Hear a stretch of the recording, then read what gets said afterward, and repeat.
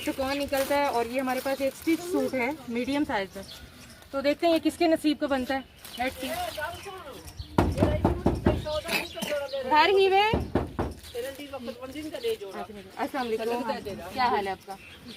कैसा रहा बाजी रमज़ान, कैसा गुजर रहा है? रमज़ान का जो हमने बैग आपको दिया सामान अच्छा गुजर रहा है? सारी चीज़ें बहुत अच्छी थी? अच्छा माशाल्लाह।